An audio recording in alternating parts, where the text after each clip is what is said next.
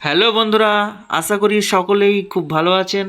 So guys, যদি আপনি মাছ ভালোবাসেন বা মাছ খেতে ভালোবাসেন, সো গাইজ এই ভিডিওটি শুধুমাত্র আপনার জন্যে।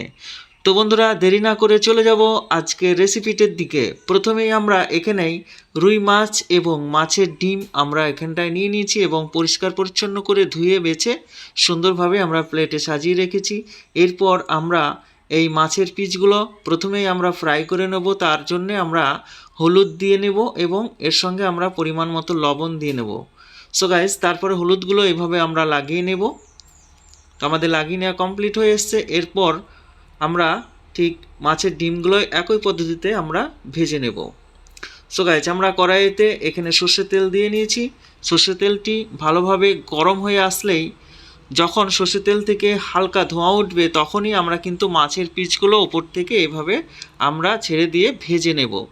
সো গাইস, মনে রাখতে হবে, ভালোভাবে তেল গরম না হলে মাছের পিস কখনোই দেওয়া যাবে না, কারণ দিলে কড়াইয়ের সঙ্গে মাছের পিসগুলো লেগে যাবে। সেজন্যই ভালোভাবে কড়াই এবং তেল গরম হওয়ার পরেই এই মাছের পিসগুলো ছেড়ে দিয়ে সুন্দরভাবে আমরা ঠিক এইভাবে ফ্রাই করে নেব। সো গাইস, আমাদের ফ্রাই করা কমপ্লিট হয়ে এসছে। এবার আমরা কড়াই থেকে তুলে নেব। আপনারাও ঠিক একই পদ্ধতিতে ঠিক এইরকম পর্যায়ে আসলে তবেই কিন্তু মাছের পিসগুলো তুলে নেবে। সো গাইস, চলে যাব নেক্সট। আমরা যে ডিমগুলো রেখেছিলাম পাশাপাশি, সেই ডিমগুলো আমরা ভালোভাবে ফ্রাই করে নেব।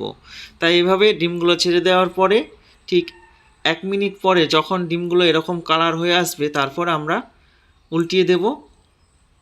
তারপর আবারও 2-1 মিনিট মতো ভেজে নেব ভালোভাবে। ঠিক এরকম একটি লালচে কালার আসলে তারপর কিন্তু আমরা ডিমগুলো আবার কড়াই থেকে তুলে নেব। সো গাইজ, ভিডিওটি ভালো লাগলে অবশ্যই লাইক দিয়ে সঙ্গে থাকুন এবং শেষ পর্যন্ত ভিডিওটি দেখতে থাকুন। সো গাইজ, আমাদের ভাজা কমপ্লিট হয়ে এসছে। এরপর চলে যাব আমরা রান্নায়। তারপর আমরা কড়াইতে আবারও সর্ষের তেল দিয়ে নিয়েছি। তারপর আমরা যে পেঁয়াজ কাটি করে রেখেছিলাম, সেই পেঁয়াজ কাটিগুলো আমরা দিয়ে ভালোভাবে এখানে ফ্রাই করে নেব। ঠিক তেলে ঠিক লালচে ভাব আসলে তারপর আমরা এর মধ্যে আমরা টমেটো কেটে দিয়েছি। 1 পিস মতো টমেটো আমরা এর মধ্যে দিয়ে দিয়েছি।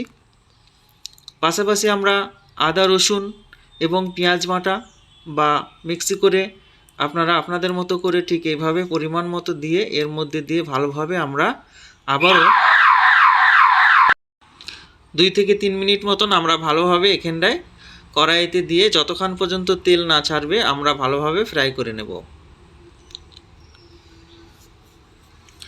সো গাইস, ঠিক 2 থেকে 3 মিনিট কুক করার পরে আমরা এর মধ্যে পরিমাণ মতো হলুদ এবং 1 টেবিল চামচ মতন এখানে ঝাল এবং এখানটায় আমরা দেব কাশ্মীরি লঙ্কা গুঁড়ো এবং পরিমাণ মতো লবণ, এখানে ধনে গুঁড়ো, এর সঙ্গে আমরা দেব জিরে বাটা। সো গাইস, সম্পূর্ণ মশলা দেওয়ার পরে ভালোভাবে আবারও 2 থেকে 3 মিনিট আমরা এভাবে মশলাগুলো কষে নেব। সো গাইস, যখন মশলা থেকে ঠিক এভাবে তেল ছেড়ে দেবে, তারপর এর মধ্যে আমরা পানি অ্যাড করে দেব। সো গাইস, দেখতেই পাচ্ছেন কত সুন্দরভাবে মশলাগুলো ভুনা হয়েছে। ঠিক আপনারাও ঠিক মশলাগুলো প্রথমে এইভাবে ভুনে নেবে, তারপরে এর সঙ্গে পানি অ্যাড করে দেবে। সো গাইস, খুব বেশি আমরা এখানে ঝোল করব না বা গ্রাভি করব না। সো গাইস, ঠিক এই পর্যায়ে আসলে আমরা ঠিক মাছের যে পিসগুলো ঠিক এরকমভাবে যখন উপর থেকে এই পানির যে বয়েলগুলো উতলিয়ে আসবে, তারপরে কিন্তু আমরা মাছের পিসগুলো আস্তে আস্তে করে উপর থেকে আমরা একটা একটা করে ছেড়ে দেব। সো গাইস, এইভাবে ছেড়ে দেবেন।